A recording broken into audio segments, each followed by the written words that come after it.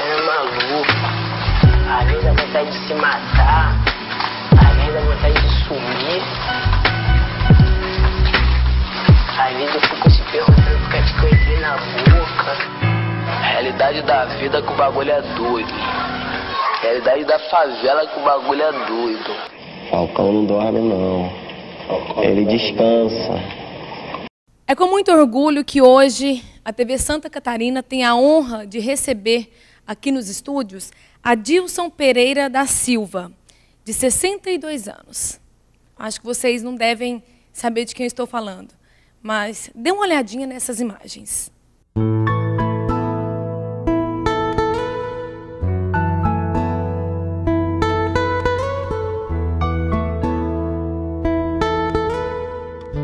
Aqui nessa praia, onde tudo começou referente à minha história. Meus pais se conheceram aqui. Minha mãe trabalhava aqui próximo e trazia algumas crianças para brincar aqui nessa praia. E meu pai vinha de Padre Miguel para arrumar um emprego aqui em Botafogo. Como não achava emprego, porque ele bebia, era alcoólatra, e então ele ficava passeando pelas praias, e um dia ele se encontrou com a minha mãe. E nesse encontro fizeram amizade, a amizade por cada dia foi se tornando mais forte, a ponto de se unirem em 1948. Em 49 eu tive o privilégio de nascer. Essas imagens que vocês acabaram de ver foi de um documentário exibido pela TV Globo no Fantástico, Falcão, Meninos do Tráfico. Essa história foi baseada na pessoa que está aqui do meu lado e hoje nós estamos recebendo. Essa pessoa foi quem deu este nome para este documentário realizado pela TV Globo. Uma história onde envolve perdas, envolve droga, envolve tráfico, envolve assassinatos, envolve assaltos, roubos, muitas coisas. E, principalmente, envolve conversão. E é sobre isso que nós vamos falar agora. Falcão, posso te chamar assim? É um prazer recebê-lo em nossos estúdios. Eu gostaria que você contasse um pouquinho da sua história para a gente, desde o início, desde os seus 8 meses, que foi quando tudo começou. Eu sempre falo que ninguém nasce assassino, ninguém nasce um ladrão, ninguém nasce... A convivência é que fabrica o ser humano, certo? Com 8 meses, aliás, a minha família era uma família de distritorado. Meu pai agredia muito a minha mãe, assim a minha mãe dizia. Meu pai nos abandonou, minha mãe não tendo condição de ficar comigo, me colocou no orfanato. Com 8 meses? Com 8 meses. E nesse orfanato fui crescendo, fui desenvolvendo. Aos 5 anos de idade, os meus educadores começaram a dizer, por eu ter me tornado um garoto muito arteiro, bagunceiro, começaram a dizer para mim, quando você crescer, você vai ser um ladrão, você vai ser um assassino, você não presta, você é um demônio, um capeta, e aquilo foi. E eu me lembro que quando eu estava com 7 anos de idade, eu estava no refeitório, e um garoto pegou meu prato de comida, derramou, e eu fiquei com ódio desse garoto, peguei a faca e esfaquei esse garoto, com 7 anos. Com 7 anos? Com 7 anos. Aí os padres vieram correndo e disseram, não te falei que você seria um assassino? E o garoto? Aí levaram o garoto às pressas para o hospital, mas me puseram num quarto escuro durante 30 dias, só à base de pão e água. E depois de 30 dias ali sofrendo, eu tinha que ficar de joelho todos os dias sobre vários caroços de milho. Quando acabou o castigo, eu não tinha mais essa pedra do joelho de tanto ficar ajoelhado sobre vários caroços de milho. Aí cheguei para minha mãe, ela foi me visitar, disse, mãe... Ela sempre ia visitar o senhor? Uma vez por mês, que ela tinha o direito. Eu falei, mãe, eu não quero mais ficar nesse colégio, porque os padres, as irmãs de caridade, dizem que quando eu crescer, você é um ladrão, você é um assassino, que eu sou um capeta, que eu sou um demônio. E vou mostrar para a senhora por que eu quero sair desse colégio. Aí eu tirei a camisa, suspendi a calça acima do joelho, né? Falei, mãe, olha para o meu joelho e olha para minhas costas. E quando minha mãe olhou para minhas costas e para o meu joelho, ela ficou apavorada. Aí chamou a base superior, a responsável pelaquela instituição, e perguntou, foram vocês que fizeram isso nas costas do meu filho, no joelho do meu filho? A base superiora me abraçou, me deu um beijo e disse, minha senhora, jamais vamos fazer tal coisa. Nós amamos demais o seu filho. Só que, infelizmente, seu filho é bagunceiro, ele estava fazendo arte no campo de futebol. Os seus colegas se juntaram em cima dele e deram uma grande surra nele e machucaram ele todinho. Mas nós, como irmã de caridade, jamais iríamos fazer tal coisa. Aí eu falei para minha mãe, mãe, é mentira, foram elas que fizeram isso comigo, e não meus colegas. E a irmã me desmentindo, e minha mãe virou para mim furiosa e disse assim, filho, você nunca mais vai mentir para mim. Minha senhora me traz uma correia aqui. E minha mãe me deu uma surra. Passei a ter ódio da minha mãe.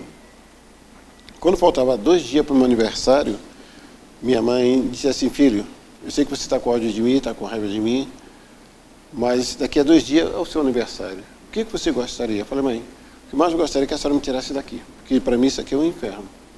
Porque os padres, as irmãs dizem que quando eu crescer você é um ladrão, você é um assassino, que você é um bandido.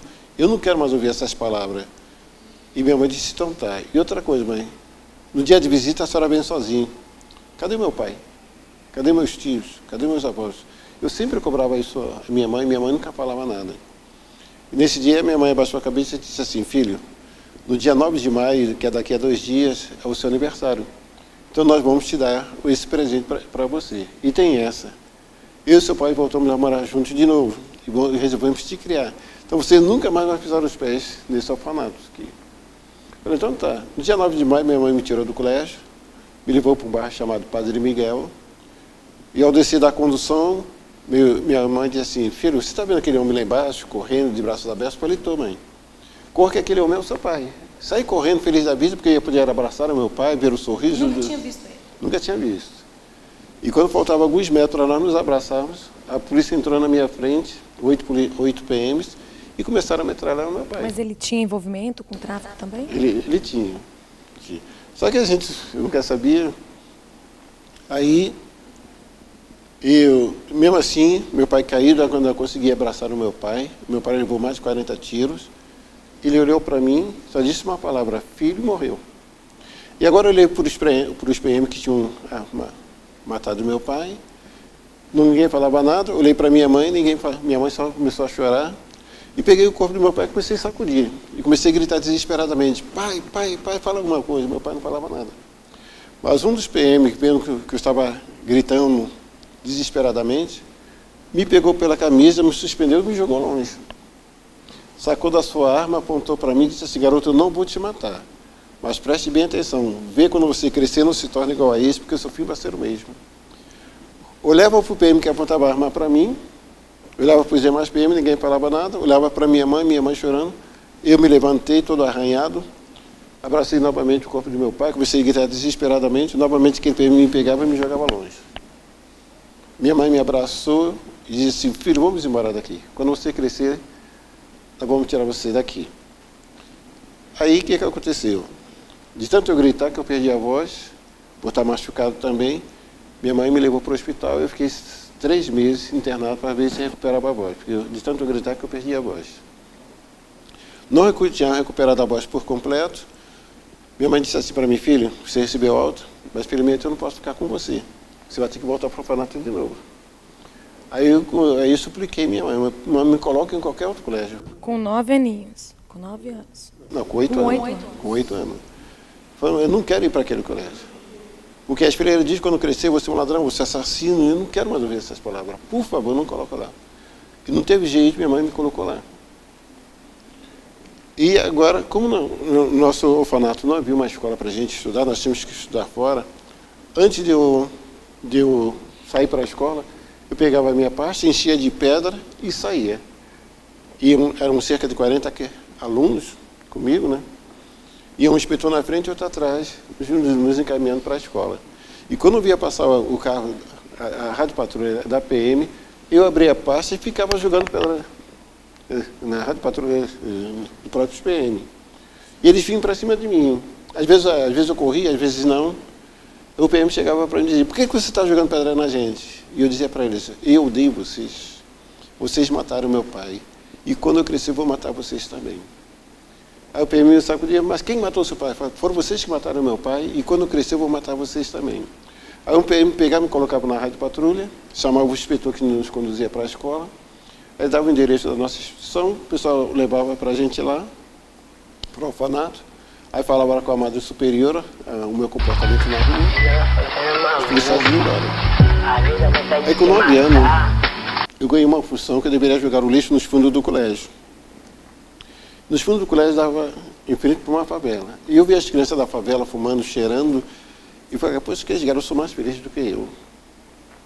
Estão alegres, estão sorrindo, estão jogando bola. Falcão não dorme, e eu não. triste aqui.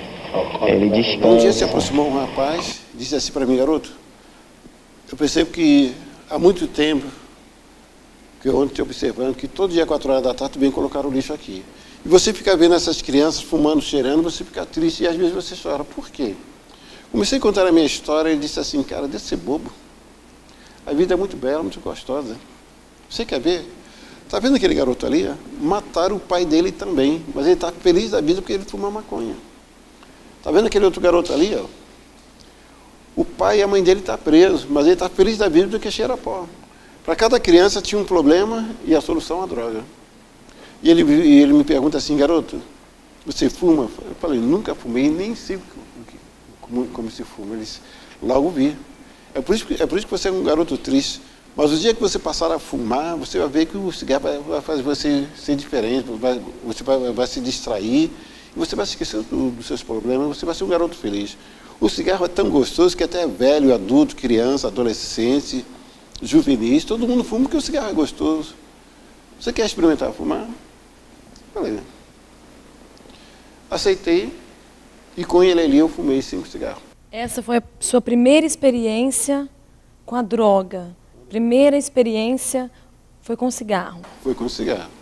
Bom, no próximo episódio nós vamos contar toda a trajetória dele no mundo das drogas. Foi quando ele começou a roubar, quando ele começou a matar, quando ele começou a fazer assaltos para sustentar o próprio vício. Isso com 9 anos de idade.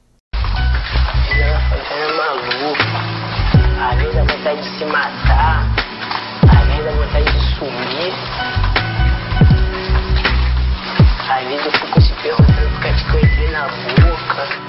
A realidade da vida que o bagulho é doido. A realidade da favela que o bagulho é doido.